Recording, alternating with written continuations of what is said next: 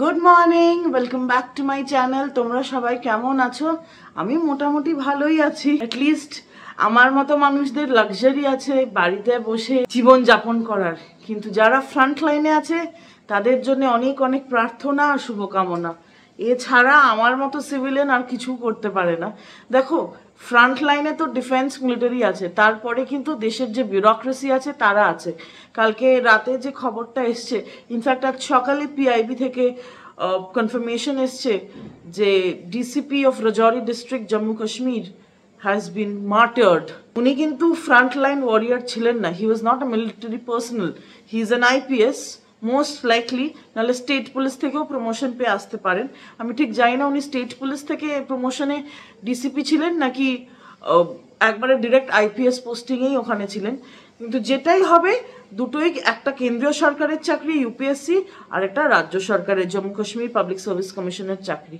It is extremely unfortunate আর একেবারেই নিন্দনীয়। মানে এরমভাবে সিভিলিয়ান টার্গেটস করা কখনোই উচিত না, যখন দুজনই মানে কি বলবো, আর কিছু বলার নেই। দেশের বড় বড় অফিসাররা যেটা ঠিক মনে করবেন সেটাই করবেন, কেননা আমরা হয়তো অনেক খবর গ্রাউন্ড লেভেলে যেটা হচ্ছে সেটা পাবোও না, আর সেটা না পাওয়াই উচিত। বিকজ অফিসিয়াল সিক্রেটস অ্যাক্ট বা দেশের ন্যাশনাল সিকিউরিটির জন্য সব খবর সবার জানার দরকার নেই, এটা আমি মনে প্রাণে বিশ্বাস করি।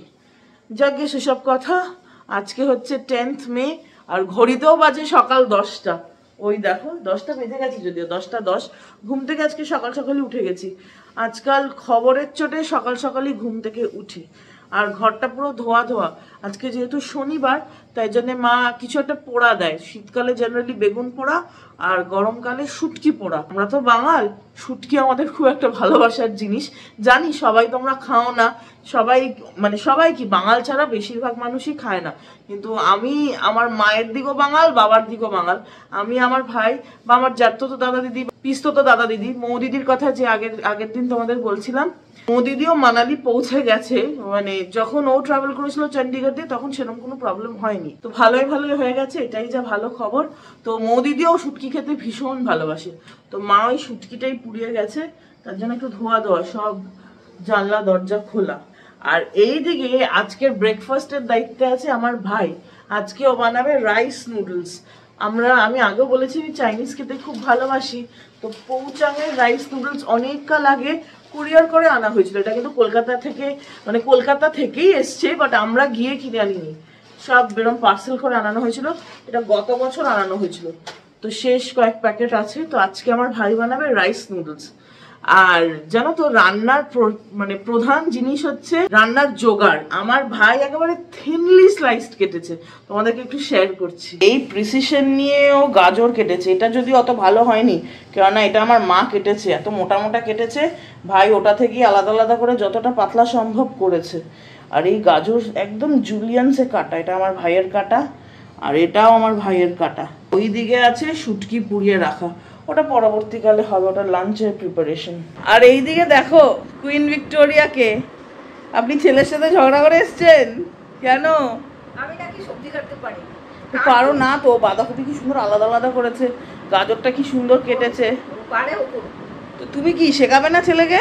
আমি জানলে তো শেখাবো। ওই এখানে এসছে আমার কাছে, এসে কচর কচর করছিল ছেলের সাথে ঝগড়া করে। ছেলে বানা, ছেলে রান্নাঘর থেকে বেরোলে তো আমি বাবা এবারে রান্নাঘর সেপারেশন চলছে এখন। হ্যাঁ তাই তাই, এটা হয়নি সেটা হয়নি, এটা এরকম হলো কেন, ওটা এরকম হলো কেন। আমার ভাই এবারে প্রিসিশনের সাথে কাজ করে, এবারে প্রফেশনাল। হ্যাঁ, বাজে 10টা 20, আর এই মহিলাকে দেখো এখন আরাম করছেন। ভাই বেরোলে আমি ঢুকবো রান্না করতে। ও ঠিক আছে, আমি রান্না শেয়ার করতে পারি। কি রান্না করবে? দেখি।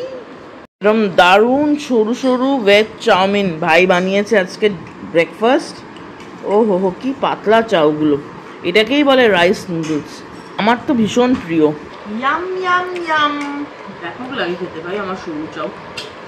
আহা হা, বেসিক্যালি এটা কিন্তু ভাতই, রাইস নুডলস তো।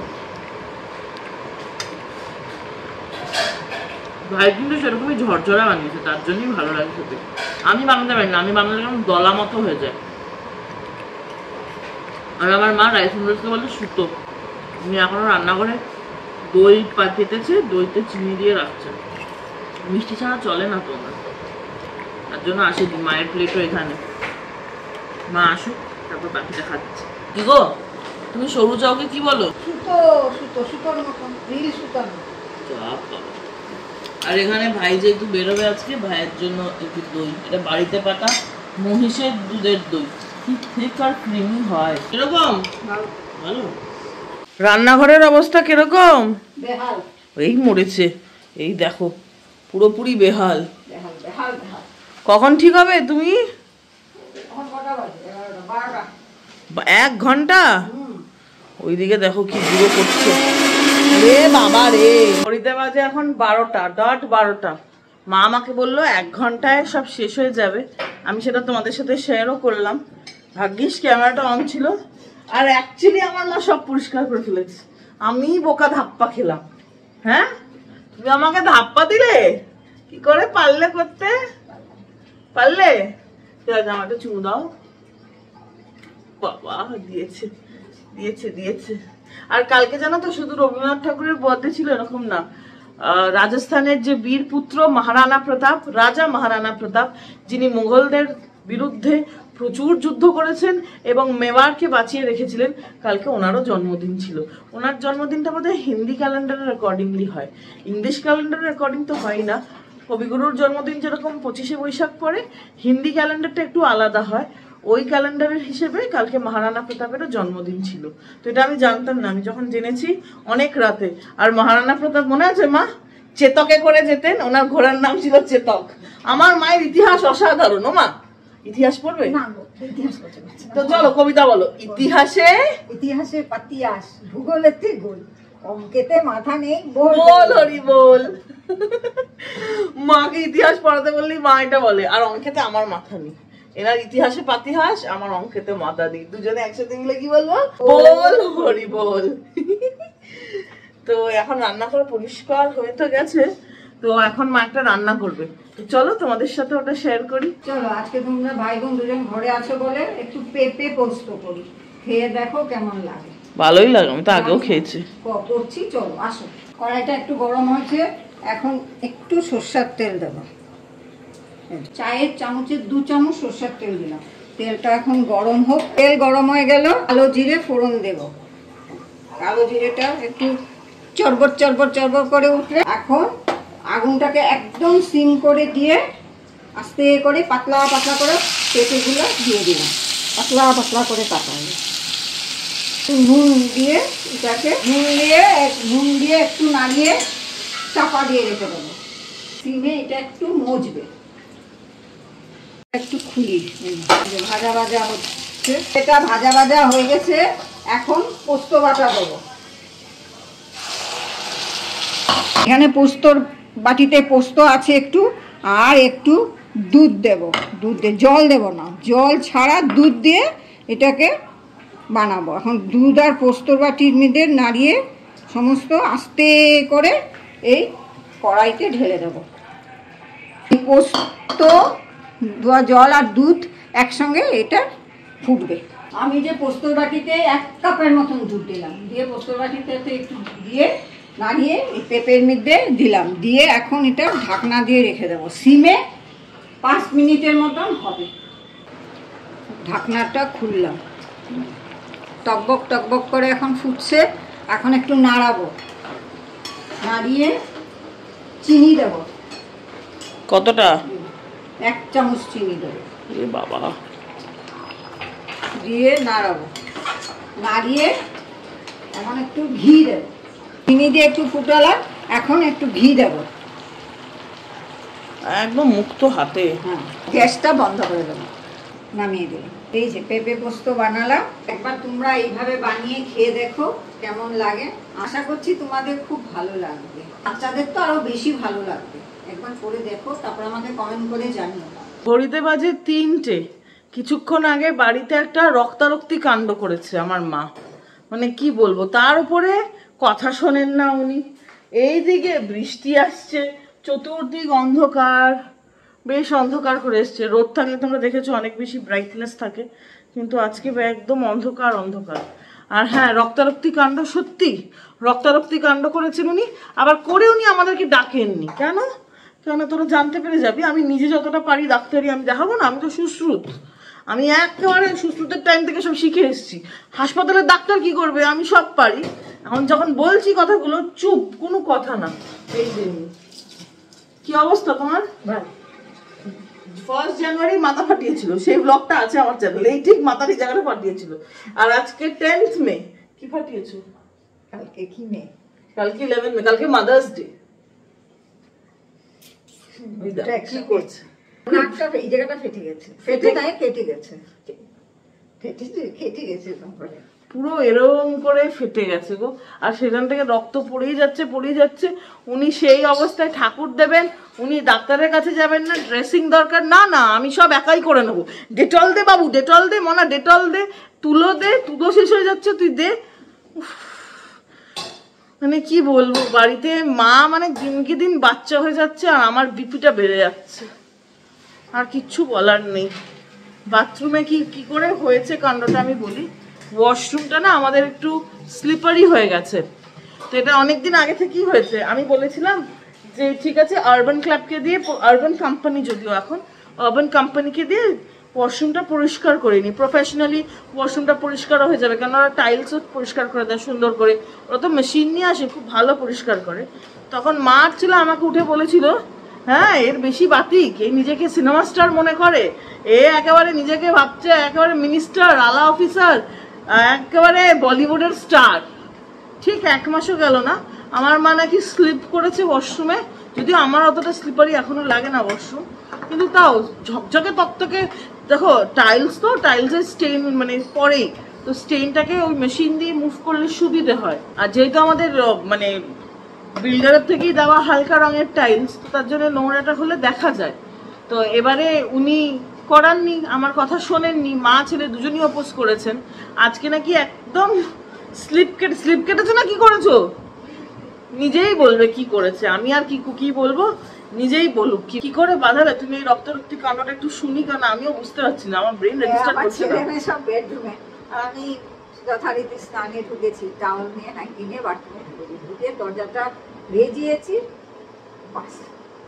পাটা মনে স্লিপ মানে একটু উপর নিচ আছে, বাথরুমটা একটু উপর নিচ আছে। কোথায়? আরে যেখানে না কিচ্ছু এরকম নেই, চল দেখাবো না এখন যেতে পারছি। হ্যাঁ একটু উপর নিচ আছে, পাটা মধ্যে ব্যালেন্স রাখতে পারিনি, একদম স্লিপ করেছে, দাস করে গিয়ে একদম পড়েছি না। কোথায় পড়েছিল? একদম বলে মাটিতে, মাটিতে মাটিতেই বাড়িটা খেয়েছি, খেয়ে তো রক্ত বেরোচ্ছে। আমি তো হ্যাঁ উপর নিচে আছে, মানে চান করার জায়গাটা নিচে, আমি উপর থেকে নিচে পড়ে গেছি আর কি, মানে এইটুকু যেরকম হয় না উপর নিচ কর ডিমার্কেশন করার জন্য। স্লিপারি হয়েছে, প্রচন্ড স্লিপারি হয়েছে, জল একদম পুরো ফ্ল্যাট পড়েছো। মাথাটা কোন দিকে? চানের ওই দিকে, মানে ওই পার নিচু দিকটা না উপরের দিকটা? আরে নিচু দিক না উপরের দিক বলো? হ্যাঁ সেটা বলো। নিচু স্নান করতে গেছি না, কলের দিকে পড়েছি, তো ফ্লোরে এরকম পড়েছি, তো এই জায়গাটা কেটে, এই জায়গাটা একটু কেটেছে। বন্ধুরা যদি দেখাতে পারতাম রক্তারক্তিটা, তখন তো ক্যামেরায় ধরবো না। ওদেরকে ডাকিনি আমি, বাথরুমে এই ডেটল তুলো সব থাকে, নিজে এই ডেটল তুলো দিয়েছি, দিয়ে বন্ধ করে স্নান করেছি, স্নান করে বেরিয়েছি, বেরিয়ে বোরলিং লাগিয়েছি, দেখছি রক্ত বন্ধ হয়ে গেছে, তুলো লাগিয়েছি বন্ধ হয়ে গেছে, ঠিক আছে। তারপরে আমি ঠাকুর দিতে গেছি, আমার ছেলে মেয়ে আমাকে দেখে বলি কি হলো নাকি তোমার, কি বোরলিং কেন বাদ, তো বাবা দেখি বসেছি না, সেখানেও শেষ না, উনি তখনও আধা আধুরা কথা বলছেন, কতটা কেটেছেন বলছে না, উনি বসে হনুমান চালিসা পড়ছে। আর আমি ওই ঘরে গেছি, ঠাকুর ঘরে গেছি কিছু একটা কাজ করতে, দেখি এদিক দিয়ে গল গল করে রক্ত পড়ছে, ব্যাস চিৎকার না, আমি বলছি হাসপাতালে চলো, ড্রেসিং করবে যা। এনার বুদ্ধি হচ্ছে হাসপাতাল মানে আইসিইউ স্যালাইন চলবে, তো তাহলে তোমার যেতে কি প্রবলেম? অল্প দেখি, আমি অল্প দেখি না, অল্প থেকে ঘরে ছেলেই ব্যান্ডেড টুন্ডেড লাগিয়ে দিয়েছি, বাস। বলেছে মা যদি রক্ত আসে বেটে তা না, তাহলে ম্যাচ করবো, যদি এখন ব্লিডিং হয় ম্যাচ। এখন ভগবানকে দেখেই যাচ্ছে প্রাণপণ, যাতে কিচ্ছু না হয়, যাতে যেতে না হয়। আমার মার মাথায় হাসপাতাল মানেই হচ্ছে আইসিইউ, মানেই স্যালাইন, আর ইঞ্জেকশন ভয় পায়। কি বলবো মা, তুমি জানুয়ারিতে ইঞ্জেকশন দিয়েছিলে না, ফেব্রুয়ারি মার্চ এপ্রিল, ও তোমাকে তো আবার দিতে হবে, 3 মাস ওভার। না মা এটা তো ওই দেখো ইঞ্জেকশনও দেবে না, জ্বর হয়েছে বডিতে, বয়সও তো হয়েছে, তার জন্য একটা ডাইক্লোফিনাক খাইয়ে দেবো, ব্যাস খাইয়ে ঘুম পাতিয়ে দেবো। আজকে লাঞ্চ করার সাথে সাথে ঘুম পাতাবো মাকে। মানে হুট করে চোখের নিমিষে কি সব হয়ে গেল। লাঞ্চে আছে সাদা ভাত, উচ্ছে বেগুন ভাজা, আর মা তোমাদের সাথে শেয়ার করলো পেঁপে পোস্ত, এটা দারুণ হয় খেতে। আর এই যে শুটকি বাটা, এটা শুটকি পুড়িয়ে বাটা হয়েছে। আর আমাদের ফেভারিট টমেটোর ডাল, ডালটা অসাধারণ হয় খেতে। চলো খেয়ে নি। ও মা, খেয়ে দেখা যাক। তোমাকে হাসপাতালে যেতে হবে কি মনে হচ্ছে? এই তো রক্ত এসছে দেখো। এই যে হ্যাঁ মা, চলো হাসপাতালে আগে যাই, বেশি দেরি করো না, চলো। হ্যাঁ, কত প্রশ্ন তোমার, তুমি যাবে না মানে তোমাকে যেতেই হবে। ব্যাগ নাও। এতক্ষণ ধরে যে জ্বালিয়েছে বন্ধুরা, কি বলবো। এ শুধু নামেই মিষ্টি, এ আসলে একটা আস্ত আতঙ্কবাদী। ভয় লাগছে তো? নাকটা ফাটালে কেন? তখন ভয় লাগলো না? তো আমি যখন বলেছিলাম ওয়াশরুম পরিষ্কার করাই, তখন কেন না করেছিলে? তখন কেন বলেছিলে তুমি সেলিব্রিটি, তুমি ওই, তুমি অমুক, তুমি তমুক, কেন বলেছিলে? অবস্থা দেখো। তখন তোমাদের খাওয়ার সময় দেখালাম, এখন দেখো এখনো বলছে আমি যাব না। যাবে? ও বাবা, এখন বলছে হ্যাঁ। আর যেই ক্যামেরাটা রাখবো প্যান প্যান প্যান প্যান শুরু হবে। ভয় লাগলে কি কিছু করা যাবে? You have to face it. দেশের জবানরা ওখানে ফেস করছে, এখানে একটুখানি ফেস করতে পারবে না। চলো। কোনো কথা বলছে না, একটু আগেই বলছিল, যেই ক্যামেরাটা ধরেছি চুপ হয়ে গেছে। এই যে কুইন ভিক্টোরিয়া নাক ফাটিয়ে নাকে ড্রেসিং করে এসে গেছে। এখন দুপুরের দুটো ওষুধ আছে, একটা ডাইক্লোফিনাক খাইয়ে দিচ্ছি কেননা বডিতে তো জগ পড়েছে তাই, আর একটা মাল্টিভিটামিন, মা ওটা সবসময় খায়। দাও গ্লাস দাও। তুমি যেটা ভয় পাও সেটাই করে এসছো। কি করেছো? বাবা, বাচ্চাদের মতো দেখাচ্ছে। বেশি ডিপ কাট না তো, যে কম্পাউন্ডার ছিল ও পুরোটা ক্লিন করলো বেটাডাইন লোশন দিয়ে, ভালো করে ক্লিন করেছে। তো ধরতে দেন না বাড়িতে কাউকে, করে এরকম একটা ব্যান্ডেড লাগিয়ে দিয়েছে। প্রত্যেক 2 ঘন্টা অন্তর অন্তর তোমার কম্পাউন্ডার আমি, বুঝেছো? এখন ঘুমিয়ে পড়ো। আর কুকাজের কি আছে, এরকম করো কেন? ঘুমিয়ে পড়ো এখন। আমাদের বাড়ির পাশেই এখানে ম্যাক্স হসপিটাল আছে, কিন্তু আজকে আমরা ম্যাক্স হসপিটালে যাইনি। পাড়ার যে ওষুধের দোকান আছে ওটার সাথেই জেনারেল ফিজিশিয়ান বসে, তো ফিজিশিয়ানের কম্পাউন্ডার ছিল দোকানে, কেননা ফিজিশিয়ান এমার্জেন্সি ডিউটিতে কাজ করেন ইয়েতেই, ম্যাক্স হসপিটালেই। তো কম্পাউন্ডার দেখে বললো বেশি কাট না, তো এখানে ড্রেসিং করে দিলেই ঠিক হয়ে যাবে। আর এটা টিটেনাস, আমি বলেছিলাম বাড়িতে টিটেনাস নিতে হবে, বাবা খ্যাক করে কামড়েছিল আমাকে। লোহা দিয়ে কামড়ায়নি, তো সেই টিটেনাস তো নিতেই হলো। টিটেনাস দেখো, আগেকার দিনে হয়তো শুধু লোহা দিয়ে কাটলেই টিটেনাস নিত, বাট এখন রিস্ক নেয় না কেউ। কিছু কাট বা বডিতে কোনো ট্রেমার বা জ্বর খোলে, কোনো শক গেলে, কেন পড়ে গেলে তো একটা বডি শক পায়, গেলেই টিটেনাস দিতে বলে। আগের বার যখন 1 জানুয়ারি মায়ের মাথা ফেটে গেছিলো, ঠিক এই জায়গাটা ফেটে গেছিলো, আমার বন্ধু যে নিউরোলজিস্ট ওকে ফোন করে বলাতে ও বললো ইমিডিয়েটলি টিটেনাস দিতে হবে। তো মা তো শুনলো না, যখন কম্পাউন্ডার বাবু বললেন তখন টিটেনাস নিলেন। যদিও আমি কিছু শেয়ার করতে পারিনি, কেননা সিঁড়ি দিয়ে অনেকটা ওপরে যেতে হয়েছে, আমি আর যাইনি। মার ভাই ওপরে গেছে, আমি নিচেই ওয়েট করছিলাম। সবাই গিয়ে ভিড় করে তো লাভ নেই। তো এই হচ্ছে মায়ের রক্তারক্তির গল্প। আর কম্পাউন্ডার এটাও বলে দিয়েছে প্রত্যেক 2 থেকে 2.5 ঘন্টা অন্তর অন্তর এই ব্যান্ডেডটা যেটা দেখলে তোমরা এখানে মায়ের লাগানো আছে, ওটা খুলে ভালো করে বিটাডাইন নিয়ে এসছি। ব্যান্ডেডটা খুলে ভালো করে বিটাডাইন দিয়ে পরিষ্কার করতে, তুলো দিয়ে। তো এই বিটাডাইনটা আমরা নিয়ে এসছি, উল্টো মনে হয় না, এই যে এইদিকে এই বিটাডাইন অয়েন্টমেন্টটা নিয়ে এসছি, এটা দিয়ে পরিষ্কার করতে, তারপর আবার ব্যান্ডেড লাগিয়ে দিতে। তো এখন ঘড়িতে বাজে 5টা, এই যে 5টা বাজে। তো নেক্সট ড্রেসিং করব, যেহেতু 4:30টার সময় হয়েছে আর কি ড্রেসিং মায়ের, তো আমি নেক্সট ড্রেসিং করব 7টার সময়। তাহলে চলো, আজকের ভিডিওটা আমি এখানেই শেষ করছি, আর কিছু শেয়ার করার নেই। এরপর খালি ড্রেসিং করব। কালকে তোমাদের সাথে অবশ্যই শেয়ার করবো মায়ের নাকের কন্ডিশন কিরম থাকবে। ভালোই হয়ে যাবে, টিটানাস পড়ে গেছে তো, আর টাচউড আমার মায়ের ডায়াবেটিস নেই, তো সেটা একটা বড় রিলিফ। তো চলো, ভিডিওটা এখানেই শেষ করছি। তোমাদের যদি ভালো লাগে অবশ্যই করে লাইক করো, চ্যানেলটা সাবস্ক্রাইব করো। দেখা হচ্ছে তোমাদের সবার সাথে একটা নতুন দিনে একটা ইন্টারেস্টিং ব্লগের সাথে। ততক্ষণ তোমরা কিন্তু তোমাদের শারীরিক এবং মানসিক স্বাস্থ্যের খুব ভালো খেয়াল রেখো। Bye bye, take care, bye bye by.